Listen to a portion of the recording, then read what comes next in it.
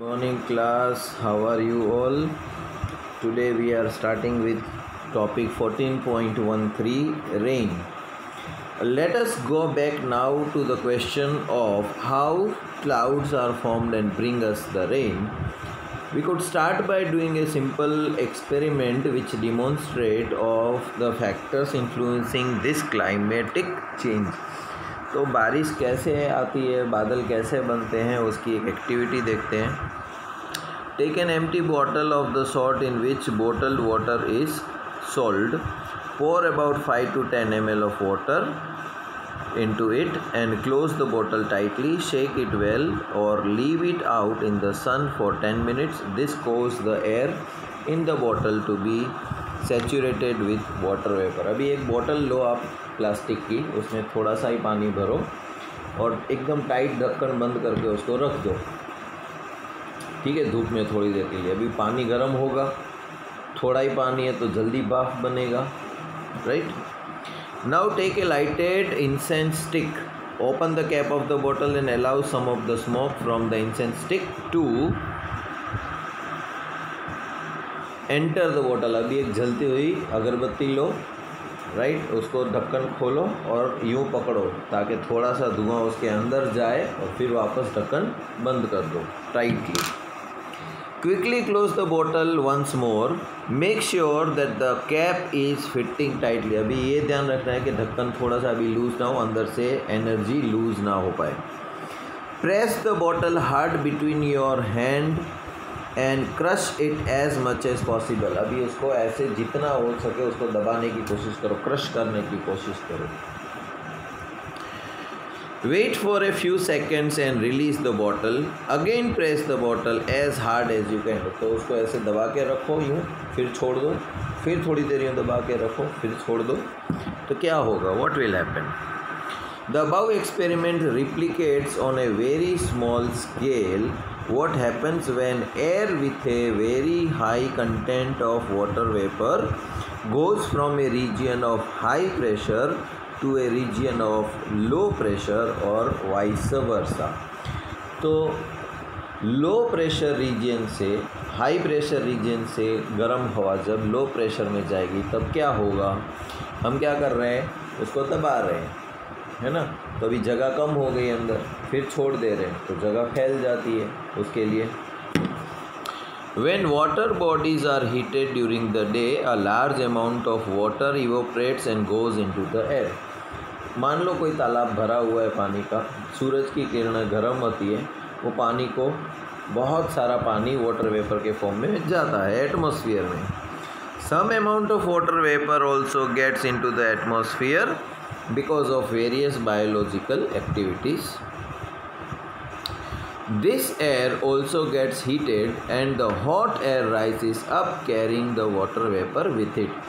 अब क्योंकि हवा भी है, वो भी धूप की किरणें हवा में से होते आ रही है, तो हवा भी गर्म हो जाएगी. तो गर्म हवा तो हमेशा ऊपर उठती है, तो जैसे गर्म हवा ऊपर उठेगी वाटर वेपर को भी अपने साथ ले जाएगी ऊपर. As the air rises, it expands and cools. This cooling causes the water vapor in the air to condense in the form of tiny droplets. अब जैसे ही ऊपर उठेगी वहाँ पर ठंडी हवा मिलेगी उसको. जैसे ही ठंडी हवा मिलेगी तो जो भाप की बूंदें, भाप जो गैस के फॉर्म में था हवा में, वो एक्सपांड होने लगेगी और वाटर फॉर्म में कन्वर्ट हो जाएगी. This condensation of water is facilitated if some particles could act as the nucleus for the drops to form around. अभी ये जो ड्रॉप्स है ऊपर डस्ट पार्टिकल्स अगर उसको मिलेंगे, क्योंकि हर जगह हवा में उड़ते ही रहते हैं डस्ट पार्टिकल, ये दिखते नहीं है हमको. अब देखो ये टेबल के ऊपर ये कहाँ से आया, हवा में ही था, बैठ गया. तो 4-5 दिन अगर यहाँ से कपड़ा नहीं जाएगा तो पता चल जाएगा डस्ट कितनी है. तो ये कहीं सब बंद था तो आया कहाँ से, हवा में से. दिख तो नहीं रही है, मतलब भले नहीं दिख रही लेकिन it is there in the atmosphere. अब वही डस्ट पार्टिकल जो है वो न्यूक्लियस का काम करेंगे, पानी का ड्रॉप जो है वो उसके इर्द गिर्द आ जाएगा, ठीक है, रैप हो जाएगा. Once the water droplets are formed, they grow bigger by condensation of these water droplets. When the drops have grown big and heavy, they fall down in the form of rain. Sometimes when the temperature of the air is low enough, precipitation may occur in the form of snow, sleet or hail. तो जब ऐसे बहुत सारे droplets एक साथ हो जाएंगे वो हैवी हो जाएगा और वो नीचे आएगा। अब नीचे जब आते समय ज़्यादा ठंडी होगी तो वो पानी की बूंदें जो है वो बर्फ़ या हल्का सा स्नो के फॉर्म में कन्वर्ट हो जाएंगी, क्योंकि फ्रीज़ में आप पानी रखते हो ठंडा करने के लिए, तो ट्रे में जो पानी होता है वो बर्फ़ बनता है, लेकिन फ्रीज़ के अंदर की जो दीवार के ऊपर आप यूँ हाथ करोगे तो स्नो जैसा हाथ में आ जाता है तुम्हारे। तो इस तरह के वो स्नो बन जाएंगे पानी की बूंदें। Rainfall patterns are decided by the prevailing wind patterns. तो विंड पैटर्न जो होती है कभी कहाँ से चलती है अभी आपको पता नहीं है, लेकिन पुराने ज़माने में लोग जो होते हैं ना वो एक आग जलाते हैं और पर्टिकुलर मोशन में सीज़न में कि भाई दिवाली के टाइम आग जलाई और धुआं उठ रहा है, किस दिशा में जा रहा है, उस दिशा में जाएगा तो जानकार लोग बताएंगे कि अगले साल बारिश जो होगी वो बहुत अच्छी होगी, अगले साल बारिश मीडियम होगी, अगले साल बारिश बिल्कुल ही नहीं होगी या कम होगी। तो ये पहले से हवा की दिशा के ऊपर से ही पता चल जाता था, जो जानकार लोग होते थे पहले उनको। In large parts of India, rains are mostly brought by the southwest or the northeast monsoon. South-waste या नॉर्थ ईस्ट की हवा चलेगी तो हमें बारिश अच्छा ले आएगी। We have also heard weather reports that say depressions in the Bay of Bengal have caused the rains in some areas.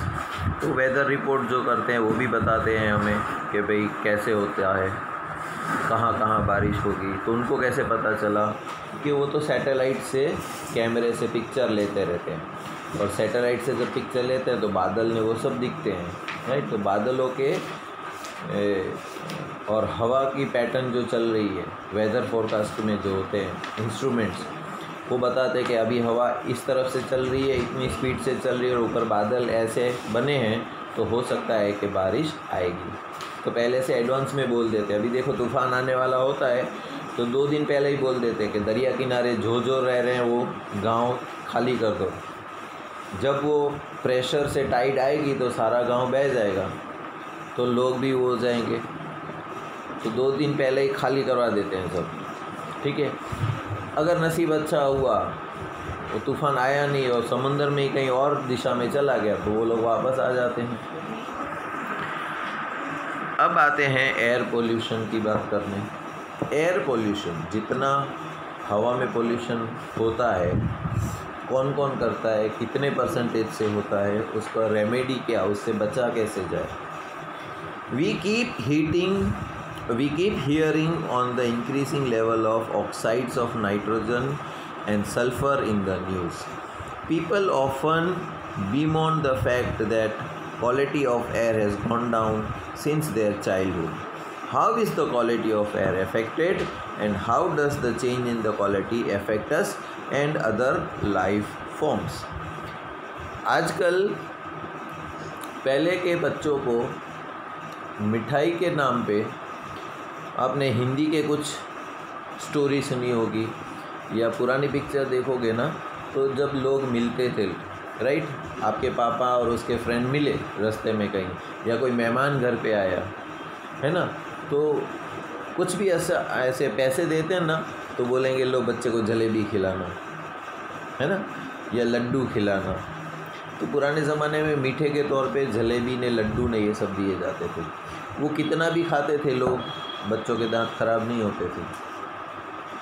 आजकल क्या है, 5 स्टार दे दो, कैडबरी दे दो, सिल्क दे दो, है ना, 50-100 ग्राम की आती है सिल्क, और उसके प्राइस देखो तो 160-170 रुपीज़। जबकि आप देसी घी की जलेबी वो 160 रुपीज़ की लोगे तो आधा किलो आ जाएगी और वो आपको नुकसान भी नहीं करेगी। क्यों? क्योंकि देसी घी खाओगे तो तुम्हारे हेल्थ के लिए अच्छा है, उसमें शुगर होगी, इतनी नहीं होगी, राइट। और प्योर चीज़ खाओगे आटे वाली। कैडबरी में क्या मिलाते हैं आपको पता है, लेकिन फिर भी एक फ़ैशन है कि भाई कैडबरी खाना है, सिल्की खाना है। एक जनी खा रही है तो दूसरी वो क्या बोलते हैं, इंस्टाग्राम पे फ़ोटो भी डाल देगी, दिखाएगी देखो मैं ये खा रही हूँ। अभी ये पैटर्न चल रहा है। अब धीरे धीरे धीरे रक्षाबंधन पे लोग पहले पेड़ा खिलाते थे, है ना, स्वीट के नाम पे, या बर्फ़ी खिलाते थे, या गुलाब जामुन खिलाते थे। अभी धीरे धीरे कैडबरी उसमें भी आ गई है, राखी के साथ किट कैट या डेयरी मिल्क, पूरा सेलिब्रेशन का बॉक्स देते हैं, है ना। वो खाने से तो दांत खराब होते हैं तुम्हारे, तो फ़ायदा क्या हुआ? तुम अपने भाई का बुरा चाहते हो कि भला चाहते हो? बहन जो है राखी क्यों बांधती है? कि अपने भाई का रक्षा करे, लेकिन आप ही उसको साथ में खिलाते हो कैडबरी, तो नुकसान कर रहे हो। बर्थडे के दिन भी चॉकलेट्स बांटते हैं, है ना। टॉफ़ी बांटोगे ना तो नुकसान नहीं होगा, टॉफ़ी में सिर्फ शुगर, कलर और एसेंस होता है ना, वो इतना नुकसान नहीं करता। लेकिन चॉकलेट्स में कैडबरी बांटते हो तो वो तुम्हारे दांतों को जल्दी ख़राब कर देते हैं, और लोग वही बांटते हैं। और ये बात मैंने आज से 3 या 4 साल पहले, जब 10th का अपना ज़हीरा वाला ने बैच था ना, सुजान ज़हीरा ने, वो लोग थे, तब ये बात की थी। तो ज़हीरा ने अपने बर्थडे पे पेड़े बांटे थे, चॉकलेट्स ने टॉफ़ी नहीं बांटे थे। या तो आप फ्रूट बांटो।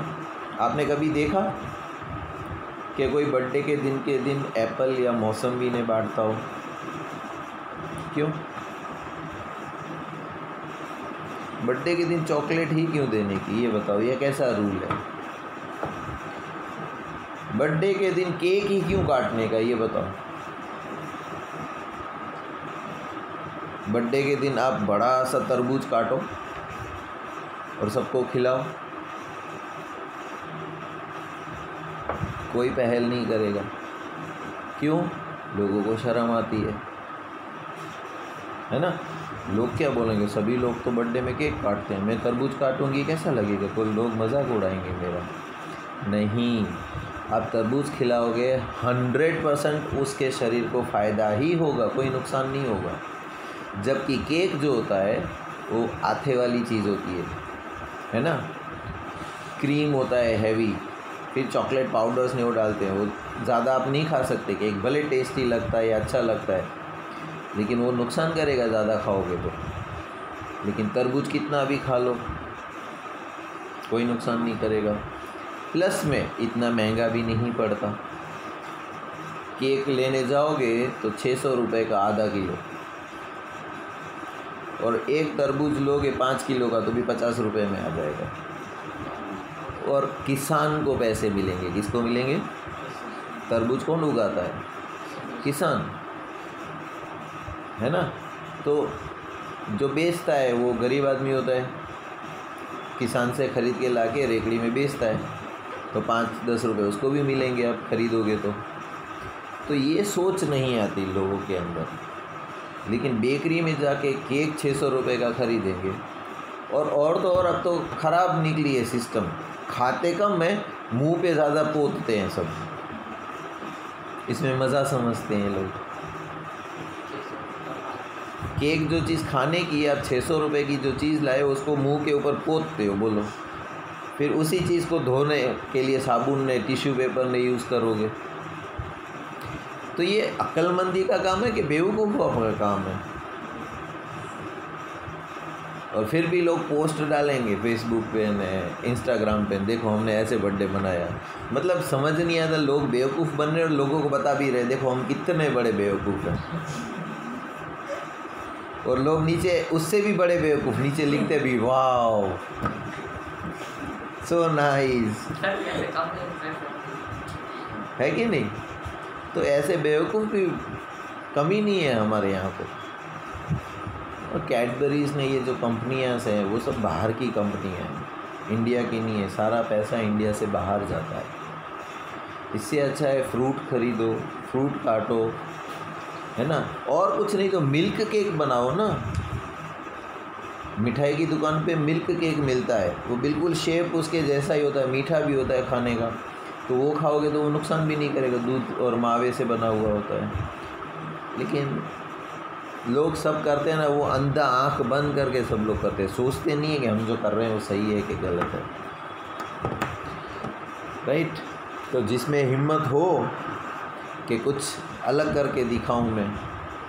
बाकी भेड़ बकरी देखी होगी आपने, भेड़ जो होती है ना, चराने जाते हैं, एक भेड़ होती है ना, दूसरी भेड़ की पूंछ जहाँ होती है ना, वहीं वो अपना मुंह रखती है, चलते हैं ना। तो भेड़ जाती है ना, भेड़ बकरियाँ तो सामने देख के नहीं जाती है, वो आगे वाली होती है ना, उसकी पूंछ कहाँ होती है आपको पता है ना, तो पीछे जो होती है ना, उसकी नज़र उसकी पूंछ के ऊपर ही होती है। ये पूंछ जहाँ जहाँ जाएगी वो भी पीछे पीछे वहीं जाएगी। अगर वो खड्डा होगा, पहली आगे खड्डा आया, पहली वो यूँ खड्डे में से गई तो दूसरी ऐसे साइड में से नहीं जाएगी, नहीं, वो भी खड्डे में से ही जाएगी। क्यों? उसको ऐसा लगता है कि ऐसा ही रूल है, इसी ऐसे ही जाना पड़ेगा, यूँ खड्डे में से बच के नहीं जा सकते।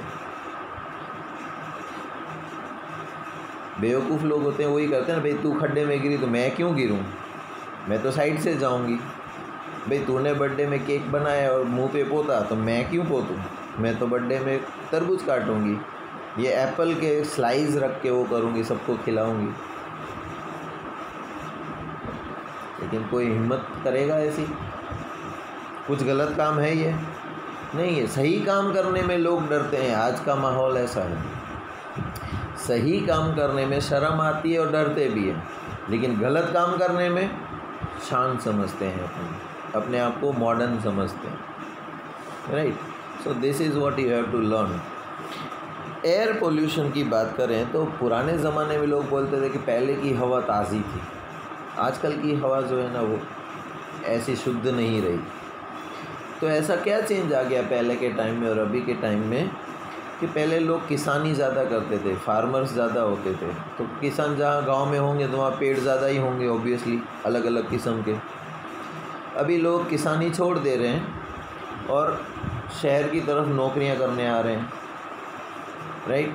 तो पेड़ ऑलरेडी कम होते जा रहे हैं। अब शहर में लोग ज़्यादा होते जाएंगे तो ऑब्वियसली दूर दूर रहना पड़ेगा, दूर दूर रहते हैं तो आपको व्हीकल्स से एक जगह से दूसरी जगह जाना पड़ेगा, तो व्हीकल्स यूज़ करोगे तो पोल्यूशन तो होगा ही होगा। बिग सिटीज़ में पोल्यूशन होता है, तो ये अहमदाबाद में आप जैसे ही एंटर होगे ना, सपोज़ ये अहमदाबाद सिटी है ना, आपको बाउंड्री की ज़रूरत नहीं पड़ेगी सोचने के लिए कि अहमदाबाद शुरू हो गया। जैसे ही आप अहमदाबाद सिटी एरिया में शुरू हो जाओगे, तुम्हारी आंखें हल्की हल्की जलने लगेगी और नाक में धुआं लगने लगेगा, पता ही चल जाएगा। और गर्मी भी ऐसी ही होती है। अपने यहाँ कच्छ में कैसा होता है, रात में, दिन में कितना भी सूरज 44 डिग्री क्यों ना चला जाए, लेकिन रात को नॉर्मल 35, 38, 40 पे आ जाता है, तो रात ठंडी होती है हमारे यहाँ पर। अहमदाबाद में ऐसा नहीं है, रात ठंडी नहीं लगती। जो टेम्परेचर दिन में होता है उससे 1 या 2 ही डिग्री कम होता है रात को, सूरज नहीं होता इसलिए, बाकी गर्मी तो उतनी ही होती है। क्यों? क्योंकि स्मोक इतना फैला हुआ होता है। पूरे दिन जो गाड़ियाँ चलती है वो सूरज की गर्मी को कार्बन डाइऑक्साइड सोखता है और फिर वो वातावरण में ही रहता है, इसलिए वातावरण भी गर्म ही रहता है। तो लोग छुट्टियों में हिल स्टेशन पे चले जाते हैं, राइट। जो बीमार होते हैं उसको भी बोलते हैं तो भाई आप थोड़े दिन इसकी हवा बदल करके आओ, किसी और जगह पर जाओ जहाँ पर हवा थोड़ी सी शुद्ध मिले उसको, तो वो जल्दी ठीक हो जाएगा। बीमार आदमी को ख़राब वातावरण में रखोगे तो ठीक नहीं होगा। लोग मौसम्बी ने, फ्रूट्स ने किसको देने जाते हैं? लोगों का माइंडसेट बदल गया है। ऐसा होता है कि फ्रूट जो है ना, बीमार पड़ते हैं तो ही खाना चाहिए, जैसे वो गोलियां हो, टैबलेट हो। बाकी नॉर्मल डेज़ में फ्रूट्स नहीं खाने चाहिए। अब देखो, जो बीमार होता है आप उसको क्या देने जाते हो? केला दोगे, सफ़रचंद दोगे, मौसम्बी दोगे, संतरा दोगे। क्यों? क्योंकि ये खा के वो जल्दी ठीक हो जाएगा। जो आपको पता है इसमें ऐसा क्या है कि वो जल्दी ठीक हो जाएगा, मतलब कुछ अच्छी चीज़ है ना ये, कि तभी वो जल्दी ठीक हो जाता है। बीमार आदमी को देखने जाते तो फ्रूट्स ले, कभी आप लेके गए, कोई बीमार था हॉस्पिटल में, चलो आज मैं तुम्हारी लिए केक ले आई हूँ, चलो आप कैडबरी खा लेना, बीमार हो ना तो। अरे वो खा के तो वो बीमार पड़ा है, और दोगे तो और बीमार पड़ेगा, है ना। तो जब सोचो कि बीमार आदमी जब फ्रूट खाता है तो हेल्दी हो जाएगा, तो जब हेल्दी आदमी फ्रूट खाएगा तो क्या होगा, और भी हेल्दी और स्ट्रॉन्ग नहीं हो जाएगा। तो अभी पैसे आपके पास हैं, 10 रुपये, 20 रुपये, 50 रुपये, अभी आपके ऊपर डिपेंड करता है कि आप 10 रुपये की कैडबरी ख़रीद के खाते हो, कुरकुरे ख़रीद के खाते हो, या 10 रुपये की 1 किलो केला या आधा किलो केला खाते हो। मैं दूसरी स्कूल में था तब हम लोग साइंस सिटी देखने अहमदाबाद गए थे। तो एक जगह से दूसरी जगह जाना था, तो मैं पहले ही वहाँ पहुँच गया था टिकट लेने के। भूख लगी थी मेरे को, तो मैंने सोचा, तो प्यास भी लगी थी, साथ में कुछ नहीं था, और जहाँ मैं खड़ा था तो पानी की बोतल के 20 रुपये, है ना। और वो पानी की बोतल कब भरी होगी नहीं पता, राइट। कंपनी वाले भर के बेच देते हैं। अभी 1 महीना भी हो गया हो, 2 महीने भी हो गए, ऊपर लिखते हैं कि 12 महीने तक ख़राब नहीं होता, लेकिन 1-2 महीने पहले भरी होगी बोतल, उसके 20 रुपये 1 लीटर बोतल के। और बाजू में ही संतरे वाली बेच रही थी, है ना। एक प्लास्टिक नेट आती है ना, ट्रांसपेरेंट नेट, उसमें 5 संतरे होते थे, 20 रुपये के 5, है ना। तो प्याज लगी है, संतरे में क्या होता है, जूस, है ना। अब जूस मत पियो कहीं पर भी। अब जूस पियोगे ना तो उसमें वो शुगर और पानी डाल के देगा, राइट। डायरेक्ट संतरे खाओगे, क्यों, आप बुढ़े थोड़ी ना हो, आपके दांत नहीं हैं। जूस तो वो पीता है जो जिसके दांत नहीं होते, वो चबा नहीं सकता, वो जूस पीता है। तुम तो जवान हो, अच्छे खासे दांत हैं तुम्हारे, तो डायरेक्ट संतरा ही खरीद के खाओ। और इतने मीठे थे कि प्याज तो मीठी की साथ में साथ पेट भी भर गया मेरा। अगर मैं पानी पीता तो क्या होता, सिर्फ प्यास ही मिटती, भूख नहीं मिटती। और क्योंकि पेट में एसिड होता है तो वापस प्याज और भूख लग जाती थी। तो 20 रुपये के संतरे खरीदे, खाने में पेट भी भर गया, प्याज भी मिट गई और कोई नुकसान नहीं, ताज़ा एकदम। So you have to use your brain, क्या करना चाहिए, राइट। तो ऐसे पहले ज़माने में क्या था कि लोग बोलते थे कि हवा पहले शुद्ध थी, अभी शुद्ध नहीं है, right. The fossil fuels like coal and petroleum contain small amounts of nitrogen and sulfur। अभी जो फॉसिल फ्यूल जो होते हैं, कोल है, पेट्रोल है, जो भी है, उसके अंदर सल्फ़र होता है और नाइट्रोजन होता है। When these fuels are burnt, nitrogen and sulfur too are burnt and there produces different oxides of nitrogen and sulfur। तो नाइट्रोजन जब जलेगा तो वो नाइट्रोजन ऑक्साइड बन जाएगा, सल्फ़र जलेगा सल्फ़र डाइऑक्साइड बन जाएगा। ये जहरीली गैसें जो हवा में फैल जाएगी फिर। Not only is the inhalation of this gases dangerous, they also dissolve in the rain to give rise to acid rain. तो ये तो हम सांस लेते तो उसमें तो जाता ही जाता है, वातावरण में भी ऊपर चले जाते हैं, राइट। और जब बारिश गिरती है तो बारिश में मिक्स होके वापस नीचे ही आते हैं, और इस तरह की बारिश होती है। इसीलिए बोलते हैं कि पहली बारिश में नहाना नहीं चाहिए कभी भी। सीज़न की पहली या दूसरी बारिश हो ना, उसमें नहीं नहाना चाहिए। क्यों, क्योंकि ऊपर की सारी गंदगी वो लेके आता है नीचे। फिर क्योंकि बारिश के सीज़न में ऐसा थोड़ी ना कि अभी आज गिरी, अभी 1 महीने बाद गिरेगी। वो तो दिन में 2-3 बार गिरती है, हफ्ते में कभी कभी कंटिन्यूस 1-1 हफ्ते तक चलती रहती है, फिक्स नहीं होता है उसका। तो पहली 2-3 बारिश गिर जाने दो, साफ़ हो जाएगा ऊपर का एटमॉस्फेयर, ठीक है, फिर नहाओ। क्यों, क्योंकि पूरे साल का कचरा ऊपर जमा होता है ना। बारिश की सीज़न जब पहली बारिश आएगी तो पूरे साल का कचरा लेके नीचे आएगी। तो पहली दूसरी बारिश में नहीं नहाना चाहिए, बीमार पड़ते हैं, आपने देखा भी होगा, राइट। फिर बारिश में नहाओ तो अच्छा है तुम्हारे लिए। These suspended particles could be unburnt carbon particles or substances called hydrocarbons. Presence of high level of all these pollutants cause the visibility to be lowered, especially in cold weather when water also condenses out of air। अभी आपने दिल्ली में देखा होगा कि सर्दी की season में वहाँ पर इतना कोहरा होता है कि 1 फुट दूर क्या तुम्हें नहीं दिखता है सुबह अर्ली मॉर्निंग में। 1 फुट दूर क्या चीज़ पड़ी है ना तुम्हें नहीं दिखेगी, क्योंकि वाइट स्नो से पूरा भर जाता है, कोहरे से, और हाईवे पे एक्सीडेंट्स ज़्यादा होते हैं उसकी वजह से।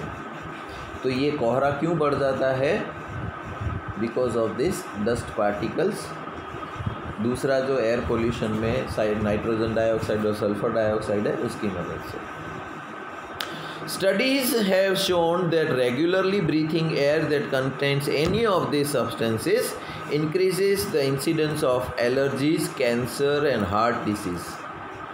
तो ऐसी चीज़ों, ऐसी हवा में ज़्यादा रहोगे तो ये सब बीमारियां लगने के चांसेस ज़्यादा हैं।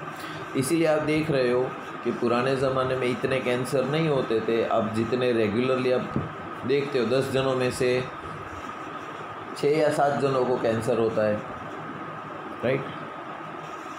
An increase in the content of this harmful substances in air is called the air pollution.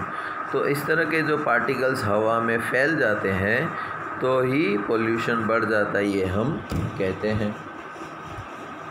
अब वाटर की बात आती है। ये सारे रिसोर्सेस हैं जो हमको भगवान ने दिए हैं, अच्छा होगा हमारा यूज़ उसके लिए, लेकिन हमारी मैन मेड एक्टिविटी ऐसी हो गई है कि जिसकी वजह से हमने इन सब रिसोर्सेज को ख़राब कर दिया है, राइट। अब वाटर की बात करते हैं। Water the wonder liquid. Water occupies a very large area of the earth surface and is also found underground. तो पृथ्वी पर तो 7 समुंदर है। कितने समुंदर हैं? 7 समुंदर है? नहीं, एक ही समुंदर है। देखो पृथ्वी कितनी है ये बताओ? एक ही है ना। अब पाकिस्तान और भारत अलग कैसे हैं? तो हमने अलग कर दिया ना। पहले क्या थे? साथ में ही थे भारत पाकिस्तान, है ना। तो इंसान ने लकीर खींच दी कि इतना भारत मेरा, इतना पाकिस्तान तेरा, इतना अमेरिका तेरा, इतना लंदन तेरा, है ना। तो इंसानों ने लकीरें बनाई, लेकिन पृथ्वी तो एक ही है। और भगवान ने नहीं बोला था, किसी को पासपोर्ट दे के नहीं भेजा है भगवान ने, हमको भेजा है कि भाई तू इंडिया में ही रहना, पृथ्वी में। ये तो इंसानों ने अपनी सहूलियत और अपनी सिस्टम बनाई, वरना पृथ्वी किसी के बाप की थोड़ी ना है। पृथ्वी तो मेरे बाप की है। मेरा बाप कौन है? भगवान। देखो तुम्हारे पापा ने घर बनाया है तुम्हारे लिए, तुम किसी रूम में जाने से डरते हो? क्या परमिशन लेते हो? नहीं। क्यों? ये मेरे बाप का घर है, मैं किधर भी जाऊँ मुझे कौन रोकने वाला है ना। तो पृथ्वी क्या है? मेरे बाप की है, उसने मेरे को बना के दी है, तो मैं किधर भी जाऊँ मुझे रोकने वाले कौन होते हो? लेकिन हम इंसान एक दूसरे को रोकते हैं क्योंकि ये हमारा पाकिस्तान है। स्टैंप लेके परमिशन लेके आओगे तो ही आने मिलेगा, नहीं तो आने नहीं मिलेगा। उसी तरह पृथ्वी, पानी, समुंदर कहाँ पर है? पृथ्वी के ऊपर ही। और सारा पानी जो है ना एक ही है। ये तो इंडिया का जो समुंदर है उसको हम बोलते हैं बे ऑफ बंगाल, राइट। दुबई में भी समुंदर होगा तो वहाँ का बहरीन का समुंदर कहलाएगा। तो टोटल ऐसे अटलांटिक ने वो सब नाम पढ़ते पढ़ते 7 समुंदर बोल देते हैं हम लोग। समुंदर तो एक ही है, वो तो उस किनारे का नाम है। जिस किनारे पे जो कंट्री बसा हुआ है वो बोलते हैं ये एंटार्क्टिका है, ये अफ्रीका है, ये बे ऑफ बंगाल भारत का समुंदर है। और लोगों ने तो समुंदर में भी लाइनें खींच के रख दी है ना, कि ये पाकिस्तान का एरिया है समुंदर में इतना, इसमें इंडिया वाले आ गए तो पकड़ लेते हैं, और पाकिस्तान वाला इंडिया में आएगा तो भी पकड़ लेते हैं। अभी समुंदर में कैसे दीवार बनाई होगी उन्होंने? कैसे डिसाइड करते हैं कि ये एरिया जो है वो हमारा है समुंदर का?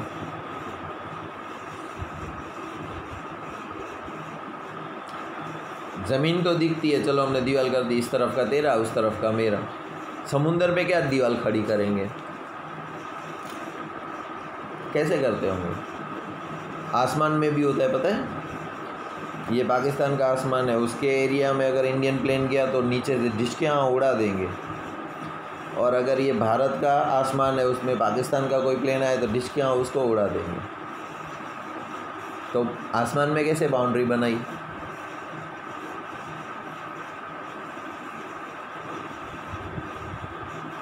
अच्छा, तुम्हारा एड्रेस क्या है घर का? आपका एड्रेस क्या है घर का? पूरा एड्रेस बोलो। गोल्डन पान सोसाइटी। अभी भी पूरा एड्रेस बोलो। पूरा एड्रेस।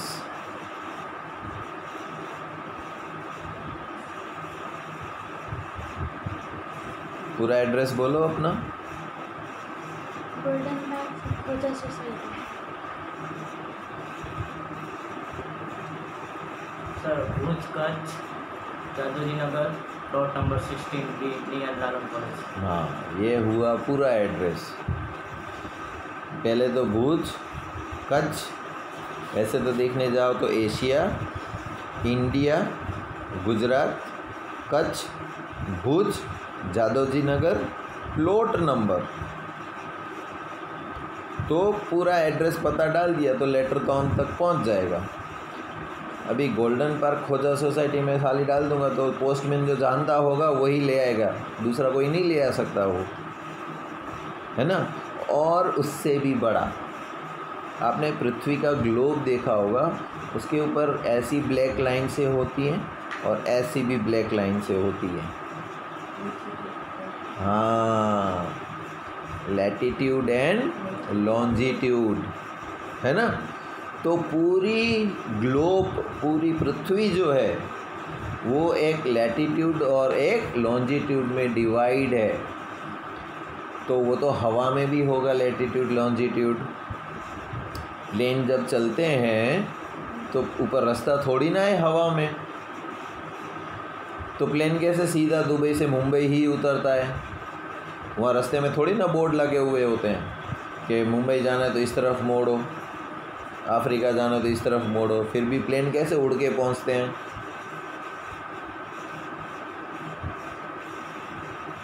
कैसे पहुँचते हैं? वो चलते हैं लैटिट्यूड और लॉन्जिट्यूड। अभी आप देखो, अभी सिस्टम निकली पड़ी है। आपके पास गाड़ी कहीं जाना है, आपको नहीं पता है तो गूगल में मैप में डाल देते हो कहाँ जाना है। फिर जैसे जैसे आप जाते हो तो गूगल की लड़की बोलती है अभी सीधे जाओ, फिर 100 मीटर जाके लेफ़्ट में मुड़ जाओ, लेफ़्ट में मुड़ के थोड़ा और सीधे जाओ, राइट में टर्न आएगा। अभी तो आया भी नहीं होता है तो उसको पहले से पता होता है कि 100 मीटर के बाद एक टर्न आएगा। तो गूगल ने क्या किया, पूरी पृथ्वी का जो है नक्शा बना के ले लिया है और उसको रूट्स में कन्वर्ट कर दिया है। अभी आपको कहीं पर भी जाना है तो सिर्फ एंटर डाल दो, वो गूगल आपको पहुंचा देगा। आपको किसी को पूछना नहीं पड़ेगा कि खोजा सोसाइटी कहाँ पर है, राइट। तो ये क्या है, लैटिट्यूड और लॉन्जिट्यूड। तो जो हवा में प्लेन चलते हैं ना, वो भी उसी के ऊपर चलते हैं कि भाई दुबई जाना है तो मुझे इस लैटिट्यूड से इस लॉन्जिट्यूड में ही जाना है। इसीलिए तो प्लेन टकराते नहीं है, वरना आसमान में कितने प्लेन टकरा सकते हैं अगर रास्ता कोई फिक्स ना हो तो। अपने यहाँ पर कैसे बस वाले, एक बस जा रही है उसको ओवरटेक करके आगे जाएगा और सामने से दूसरी भी आ रही होती है तो उसके बीच में से डालता है और फिर तीनों जने टकराते हैं। ये रोड पे हो सकता है, क्यों, है ना, क्योंकि रोड एक ही है। वो रोड पे चलना है तो जहाँ रोडों का कांटे में बाजू में झाड़ी में तो गाड़ी चलेगी नहीं, तो एक ही रोड पे 3 जने स्पीड में आएंगे तो टकरा सकते हैं। आसमान में तो ऐसा नहीं है कुछ भी। चलो तू सामने से प्लेन आता, ये ले लिया मैंने टर्न, तो क्रैश होने से बच सकते हैं। समुंदर में भी ऐसा ही होता है। तो ये लैटिट्यूड लॉन्जिट्यूड जो होता है ना, वो बाउंड्री बना के रखते हैं। ये बाउंड्री के अंदर आप आए तो आप गए। तो हवा में और समुंदर में इस तरह से बाउंड्री होती है हमारी, ठीक है। Water occupies a very large area of the Earth's surface and is also found underground. Some amount of water exists in the form of water vapor in the atmosphere. Most of the water on the Earth's surface is found in seas and oceans and is saline. Fresh water is found in frozen in ice caps at the 2 poles and on snow-covered mountains. The underground water and the water in the rivers, lakes, ponds is also fresh. However, the availability of the fresh water varies from place to place. Practically every summer, most places have to face a shortage of water, and in rural areas where water supply system have not been installed, people are forced to spend considerable amount of time in fetching water from far away sources. अभी पानी तो हम सबकी ज़रूरत है। अब पानी कैसा चाहिए हमको? साफ़ सुथरा फ्रेश वाटर। तो फ्रेश वाटर तो नदी में मिलेगा तुम्हें। हमारे पास इतना सारा समुंदर है। कितने समुंदर है अपने पास? गांधीधाम में है, कंडला में, मांडवी में भी है, मुंद्रा में भी है, जखौ में भी है। इतना समुंदर तो हमारे नज़दीक है, फिर भी कच्छ में पानी की कमी होती है।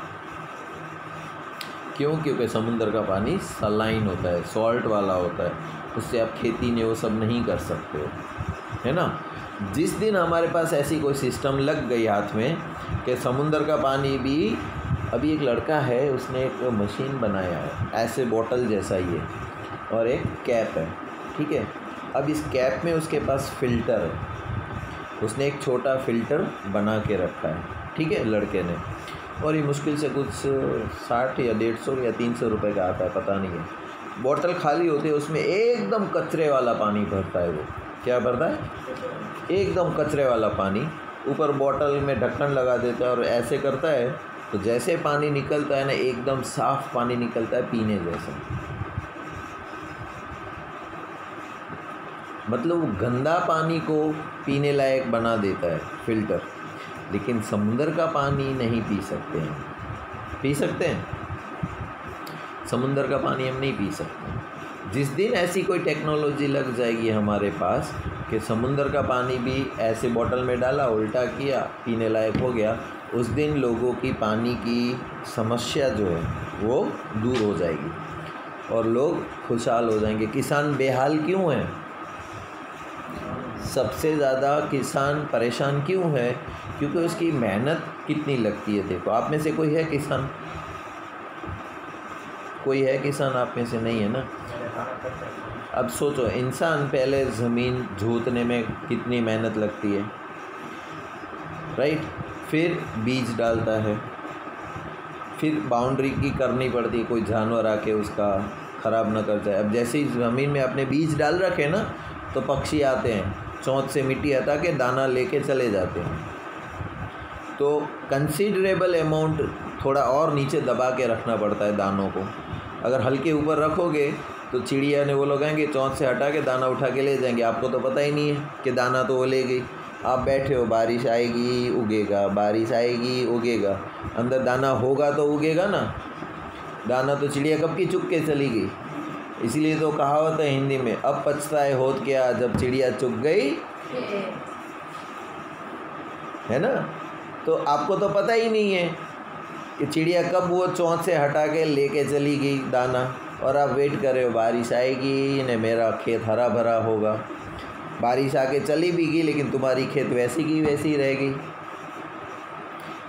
तो पहले ज़मीन खोदना, बीज डालना, राइट, ढकना उसको और उसका ध्यान रखना। फिर जब उगने शुरू होंगे तो छोटे छोटे कीटाणु आ जाएंगे पत्तों को खाने में, तो कीटाणुओं को भगाने का काम, दवा छिड़कने का काम, फिर उसको पौधों को पानी देने का काम, राइट। फिर पक के खड़े होंगे तो कोई बड़े जानवर अंदर ना आ जाए खेत में, वो भी ध्यान रखना पड़ेगा, राइट। और फिर जब वो उग के तैयार होंगे, मार्केट में बेचने जाएंगे, तो लोग बोलेंगे इतना महंगा तो मैं नहीं ले सकता। संतरे जो होते हैं आपको 30-40 रुपए में किलो चाहिए, और 100 ग्राम की कैडबरी आपको 150 रुपये में चलती है।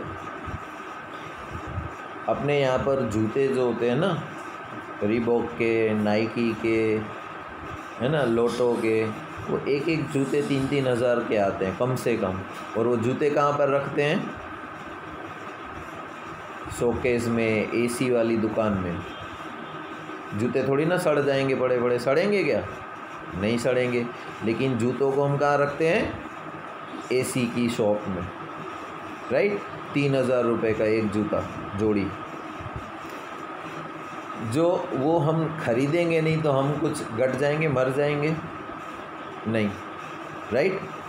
लेकिन जो किसान इतनी मेहनत करता है, इतनी मेहनत से जो फ्रूट उगाता है, वो बाज़ार में बेचने जाता है, तो पहले तो जो बेचने वाले हैं तो वही किसान को बोलते हैं इतना पैसा हम नहीं दे सकते। किसान जो मेहनत करता है, फल उगाता है, उसको बोलेंगे हम 40 रुपये किलो ही खरीदेंगे। किसान बोलेगा ठीक है, ले ले भाई 40 रुपये किलो। उसने तो कोई मेहनत नहीं की। अब जो बेचने वाला है ना, वो सीधा ग्राहकों से बोलेगा 60 रुपये किलो है, 20 रुपये किलो, कुछ भी नहीं मेहनत की उसने, सिर्फ ख़रीद के बेचने के उसको 20 रुपये मिल जाते हैं, राइट। और हम क्या करते हैं, उसको पता है 60 रुपये बोलूँगा ये मेरे को कम करवाएगा, आप जाके बोलोगे नहीं कुछ कम कर दो, 50 में देना है तो दो, ठीक है ले जा 50 रुपये में। तो हम 60 रुपये में भी 10 रुपये कम करवाते हैं, है ना। लेकिन वो जूते खरीदने जाते हैं जो महंगे होते हैं, आपने कभी सिल्क खरीदी, उस पर ऊपर लिखा होता है 130 रुपया, तो आप कभी बोलते हो थोड़ा सा कम करो यार, 110 में देनी हो तो दो, नहीं करवाते हो ना, वो दे के आ जाते हो। तो ये हमारा माइंडसेट है। क्यों ये कम नहीं करेंगे, तो भाई किसान क्यों कम करेगा, वो तो मेहनत से उगाता है, आप उससे कम करवाओगे, सब्ज़ी वाले से कम करवाओगे, लेकिन यहाँ नहीं करवाओगे। अब आप देखो एक चीज़ मैं आपको बताता हूँ, वही कैडबरी जो है आप जब नॉर्मल दुकान से ख़रीदते हो ना, तो आपको 110 या 120 रुपये में मिलती है। अब वही कैडबरी जब आप डीमार्ट या रिलायंस बिग शोरूम उसमें ख़रीदोगे ना, तो आपको 100 रुपये में मिलेगी। तो आप दुकान वाले से ख़रीदोगे कि उससे ख़रीदोगे? क्यों? क्योंकि 20 रुपये बचते हैं ना तुम्हारे, मतलब ये 20 रुपये तो एक्स्ट्रा ही फोकट ही है उसको देने के, राइट। अभी देखो डीमार्ट वाला बेच रहा है आपको, तो नुकसान खरीद के बेचेगा आपको कि उसको कुछ पैसे मिलेंगे तो ही बेचेगा आपको, कुछ पैसे मिलेंगे तो ही बेचेगा ना। मान लो उसको 10 रुपये मिलते हैं, है ना, तो 100 रुपये में बेचता है तो भी उसको 10 रुपये मिलते हैं। इसका मतलब जब आप दुकान से 130 रुपये की ख़रीदते हो, वो चीज़ वास्तव में तो 100 रुपये की है, उसके आप 130 रुपये दे रहे हो, सोचो, है ना। अब कंपनी वाला जो है, जो डेयरी मिल्क जो कंपनी है, उसको भी 5-10 रुपया मिलता होगा तो ही डीमार्ट वाले को बेचेगा ना, कि नुकसान करके दे देगा डीमार्ट वाले को, तो 10 रुपये उसको भी मिलते होंगे। तो वो चीज़ वास्तव में कितने की है? 80 रुपीज़ की, है ना। 80 रुपीज़ में उसको कुछ मिलता होगा, तभी वो 90 रुपीज़ में उसको देगा डीमार्ट वाले को। डीमार्ट वाला 100 रुपीज़ में बेचता है, तभी तो उसको 10 रुपये मिलते हैं। ऐसे थोड़ी ना है कि मैंने तुमसे 50 रुपये में ख़रीदी और 50 रुपये में इसको दी थी, तो मुझे क्या मिला? कुछ नहीं मिला। तो ऐसा तो कोई काम नहीं करेगा। तो 80 रुपीज़ की चीज़ है जिसके आप 130 रुपीज़ दे के आते हो, तो कितने रुपए एक्स्ट्रा गए तुम्हारे? 40-50 रुपये यूँ ही मुफ्त में गए। लेकिन आप 50 रुपये के किसान से कुछ ख़रीदोगे तो बोलोगे 5 रुपये कम कर या 10 रुपये कम कर, करते हैं ना हम लोग। तो पानी जो है, समुंदर का जो फ्रेश वाटर जो हमको मिलता है, राइट, ये फ्रेश वाटर सिर्फ नदियों में है, तालाब में है, राइट, बाकी हमको काम नहीं आएगा। और दूसरा, स्नो बर्फ़ के फॉर्म में हिमालय के ऊपर जमा पड़ा है, तो जब गर्मी पड़ेगी तो वो बह के नीचे आएगा, तो वो फ्रेश वाटर काम आएगा, लेकिन लिमिटेड है। जो चीज़ हमारे पास कम है उसको हम ख़राब कर सकते हैं? नहीं कर सकते। अभी देखो, अभी नया सिस्टम आ गया है। लोग क्या करते थे, जो भी कचरा नहीं होता था वो हम ही सर में डाल के आते थे।